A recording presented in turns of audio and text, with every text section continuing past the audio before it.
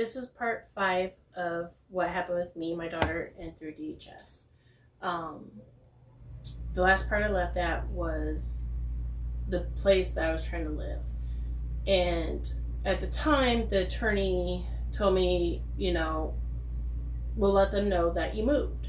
And I'm like, okay. And they decided that they weren't going to take what was going on. They took everything out and then decided to take her away because of my mental health and the men I was with. I didn't understand that part.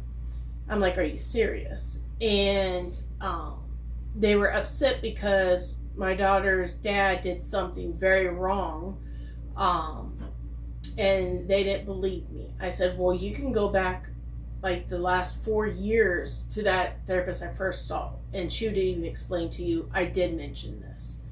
And we just kept having problems with them. I took their classes that they wanted me to do. They wanted me to do some child care classes, which I did those.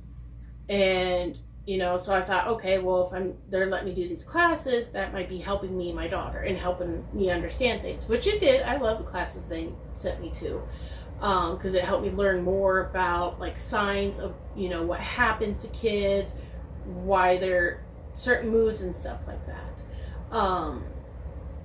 Then they decided to play the time. Well, I asked them if a family member could do our visits, because I was told that was allowed.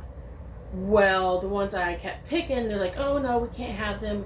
Well, I finally found they let my cousin do a visit. Well, we done like 2 visits with my cousin, with my daughter.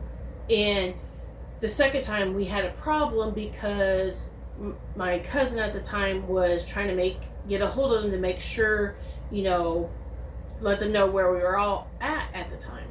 And no one's answered the phone. The parents that was doing my daughter was late, and we had to go, to her house to do the visit. Which the parents that were watching my daughter, the foster parents, were okay with that. Well, then somehow when we went back to court, they got mad and took my cousin out and said, well, you guys didn't get approved. Well, we were reaching out to them constantly, trying to let them know where our visit was. Then when that happened, we decided to go to court, and they basically, what they did is took her away. And it's kind of hard.